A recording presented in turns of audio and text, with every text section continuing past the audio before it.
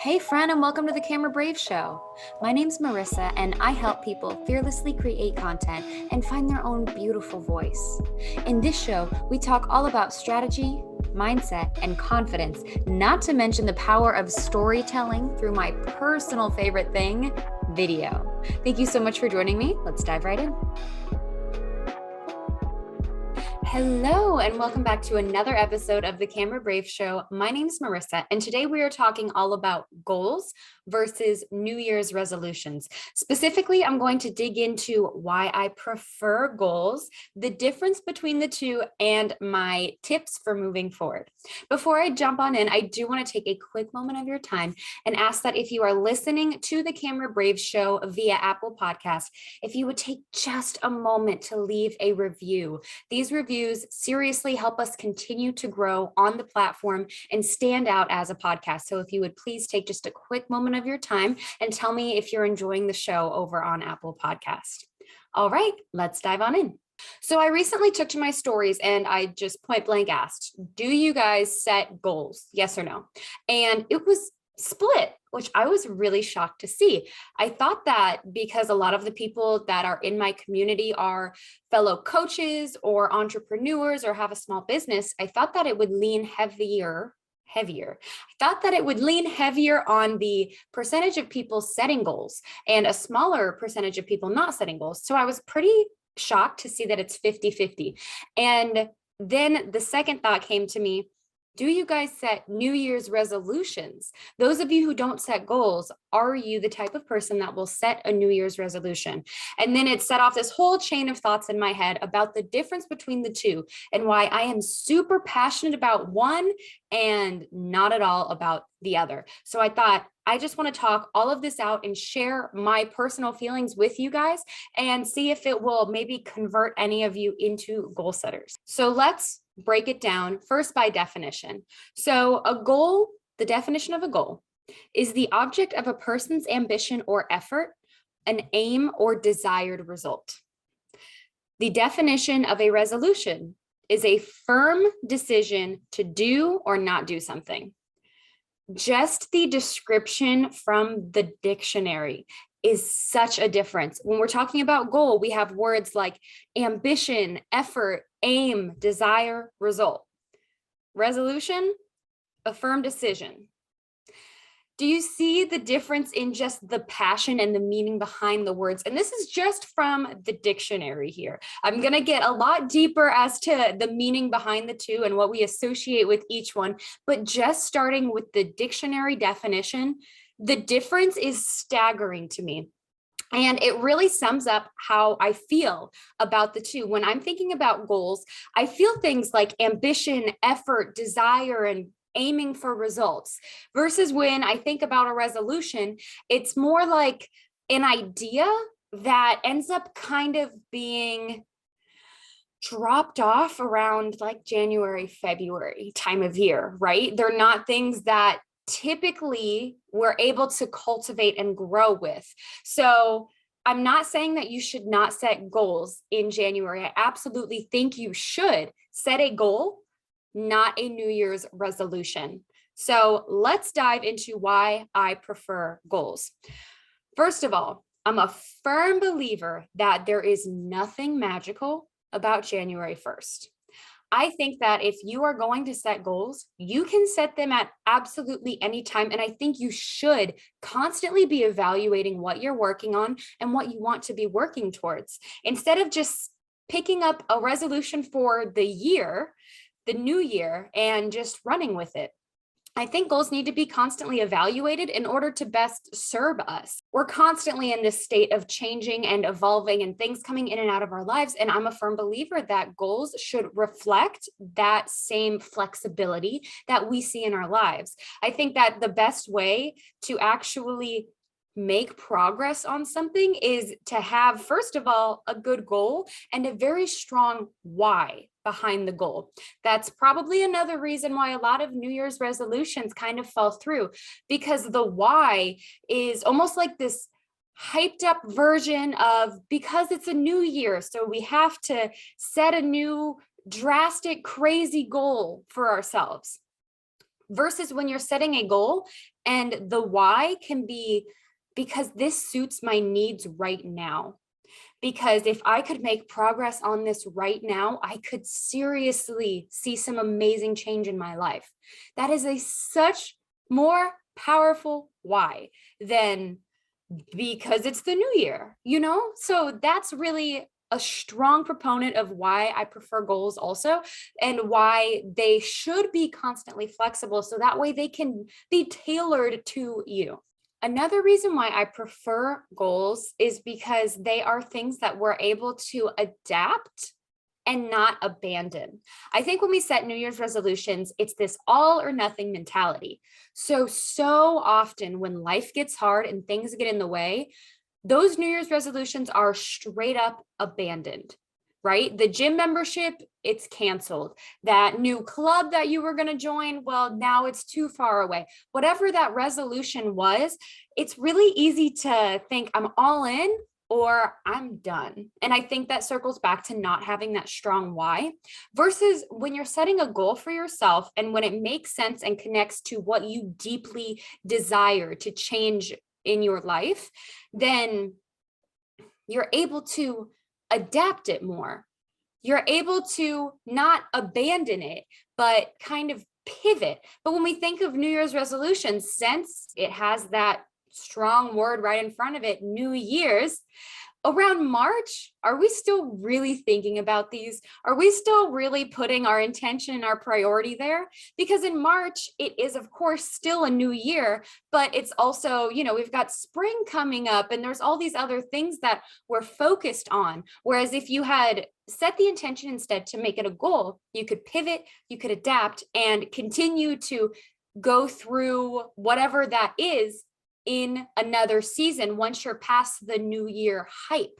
The second reason that I prefer goals is because they're more often adapted versus abandoned. Whereas we see, when I think about a New Year's resolution, one of the first things that comes to my mind is that you're not going to stick with it. And I'm not talking about you. I'm just talking about that's what I've come to associate with it is New Year's resolutions are these big like stars. And so often we're not taking the time to put in the action steps that actually get us to the stars. And I think that's what we do with goals. That's the way that I create goals. And I'm going to go over all of my tips here in a minute, but that's the way that I create a goal is I still shoot for the stars, this crazy drastic thing, but it's not because it's a new year. It's not because there's anything magical about January 1st. It's because it's deeply connected to my why and I'm passionate about it. And I want to see some change. And then I create the action steps, the actual stairs to get you there, and add those action steps to my calendar, which is another huge way that you will be able to actually see progress in your goals versus just having the ideas. That's how you turn them into actual action is by adding them to your calendar. So those are essentially the three reasons why I prefer goals, because there is nothing magical about January 1st, and goals are something that you can start at any time. They are more often adapted to what we need in our lives and not abandoned like a resolution may be. And we just approach goals differently than we approach New Year's resolutions. We approach goals in terms of action steps and how can I break this down as opposed to New Year's resolutions. And honestly, I think New Year's resolutions are just being marketed to us. So that way we want to do things like make massive purchases, like joining a gym or doing something crazy. I feel like it's all a part of marketing, this whole idea of taking giant leaps. That way you go and buy something because you want to change something in your life. And there is nothing wrong with doing that as long as it's attached to your strong personal why deep inside of you and something that you are committed to. Because I think we don't commit very well to New Year's resolutions, not long term. Why else would they be called New Year's resolutions? They happen around the new year. That's when we're hyped and that's when we're excited and we're talking about them. But I think the issue is that they drop off as opposed to like holiday gifts. Well, those have their time and then they're done. They're wrapped up in a bow, opened up, and then the holiday season ends. But what about your goal season? That's not going to end when it's no longer the new year, when we're getting into April and May and looking at spring and even into summer, things like that. Well, your mind's not focused on the new year. So if you've attached like this lofty goal to the new year, then what's going to happen in May? Are you still going to feel that strong why and this conviction about your goal? Or is it kind of, well, that was a season? And there's nothing wrong with having seasonal goals, of course, but I want you to think of them as goals, not as crazy New Year's resolutions, but as goals that you are working on and that are suiting your life right now. Okay, so here are a few of my goal setting tips. Now, given everything that I just said, I do personally think that the end of the year is an excellent time to set aside dedicate time to working on your goals. All of that being said, I do think that the end of the year is the perfect time to dedicate chunks of your time to thinking about your goals, to reflecting on what went well this year and what you'd like to work on next year.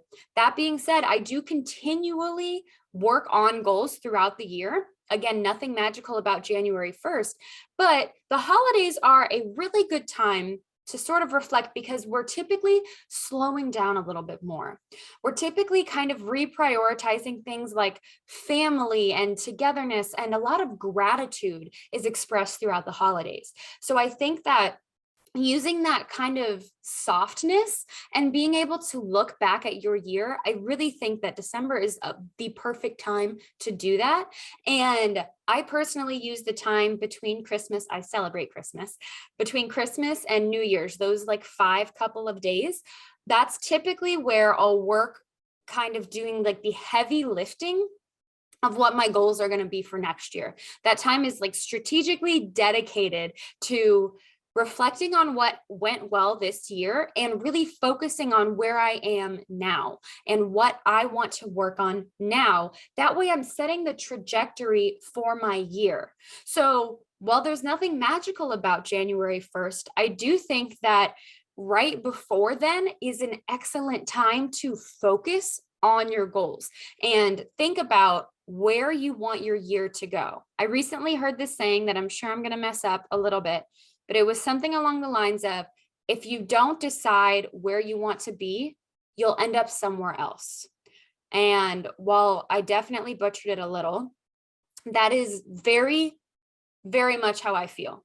If you do not intentionally decide what you want to work on and what habits you want to create, then they'll be created for you. Your routines and your systems and your habits, if you're not intentional about building them, then they'll just build themselves and you'll just kind of end up with a morning routine. That's one that I've been really working on, is my morning routine, because I never made one. And I would say that I've never made a morning routine, but that's not true. I didn't intentionally plan a morning routine, but I had a routine. It was roll out of bed, crawl to the coffee maker, have a little bit of food, and shuffle over to work. So that was a routine, but it was not something that I was proud of or that was cultivated. However, since I didn't create an intentional routine yet, it was just created for me. So focusing on these things, I do think is prime in December. My next tip for you is to write them down. I personally use a goal setting planner.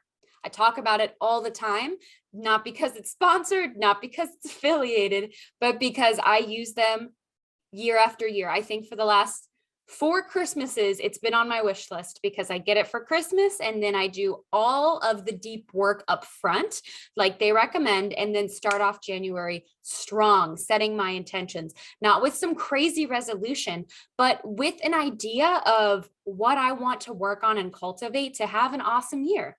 And of course, it doesn't always go as planned. My power sheets for 2020 are hilarious to look at because in December of 2019, January 2020, it was, yes, we're kicking off the decade. This is going to be a powerful year. This is going to be a year of growth and exploration. And well, look what happened. I mean, there was absolutely no way that I could have known what the world and what my life was going to look like in January. But that's not what it's about. It's about trying to plan the things that you want to work on at that moment in time, and then constantly evaluating where you are and where you want to be. Given the circumstances of the world, of your life, things can just get crazy. So having that adaptability to constantly be able to pivot, it's key. It's the key to goal success, the key to goal setting success. That's what I think anyway. So whether you're using a goal setting planner or you're using a piece of paper, write it down. There's something so powerful about writing down your goals and being able to list them and track them and being able to actually make an action plan from what you've written down. Another reason to write them down and not lose it, like save it wherever you write it down, whether it's a note on your phone or it's just a scratch piece of paper, put it somewhere where you will not lose and where you will be able to go back and reference and reflect. Because I was just doing this yesterday. I love to do this in December. I love to look back and I love to reflect on where I was at the beginning of the year or the end of, the previous year, because there's something so powerful in rereading words that you have written that make you go, wow. Do you know what I mean? Like, we know that we say, amazing things, but when we write down something that has like full on just straight wisdom in it, and then you go back and you read it and you're like, I said that? That's amazing. And it gives you so much more conviction because it's connecting you with the person that you were at that point in time. And you're thinking, wow, I'm not just doing amazing now. I'm not just putting things into motion now. That girl, she was pretty amazing too. So it gives you this connection. One thing that I found when I was looking through mine yesterday, and this is a full-on story that I think I'm going to dive into on a live, which is how Camera Brave came to be. Camera Brave, how I named it, because I took a very long time naming this business, and how that has changed the meaning of the word brave for the better in my own head. Before this year, brave had a completely different meaning to me. And I'm not going to get into that here, but I didn't use it often. I didn't associate it with courage, and it wasn't a word that was a part of my routine.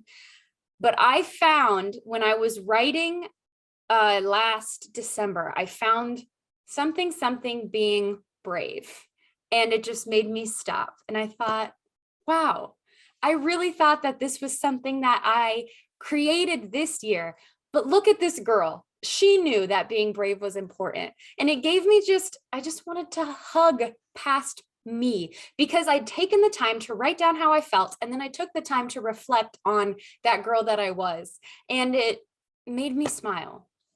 So there's so much power in not just hearing words of wisdom, but hearing the words of wisdom from you, from past you to current you to future you.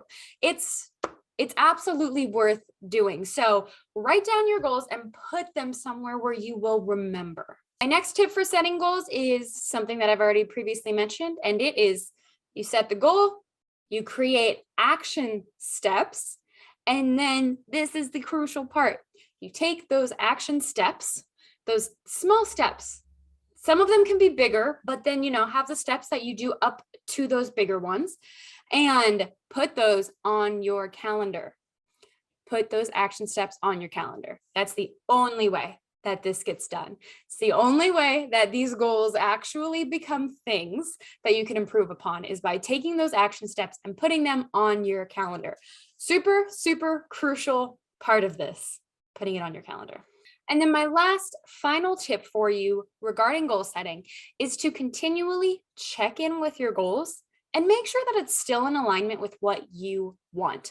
My entire goal structuring system has come from the planner that I've been using for the last 5 years, but I do think it's an excellent system. So the system is you do a bunch of work, like pages and pages of thinking about what you want your life to look like. What challenges have you faced in the past? Who are you grateful for? And what can you express gratitude for in your life right now? It's a very intensive kind of workload that you do up front, but it connects you with your why. So it's super important to do that work on your own. And even if, you're not using a journal, even if you're just using a piece of paper, being able to flush it out and ask yourself these questions. Where do I want to be in 10 years? Where was I 10 years ago? What challenges have I faced? What have I done well? These sort of questions really help you to uncover your purpose. And that's what keeps you going in August and September when the New Year hype is so long gone and you're busy and you still want to work towards something amazing and bigger than yourself. So the next step from there is each month, it breaks down for you what goals you want to set for the month and what's on your to-do list. You get all of it out onto paper. And then you break down your monthly, your weekly, and your daily action items. These look different depending on what season you're in, but overall, I do think it's a pretty good system to have things that you're working on monthly that maybe not be able to be checked off, right?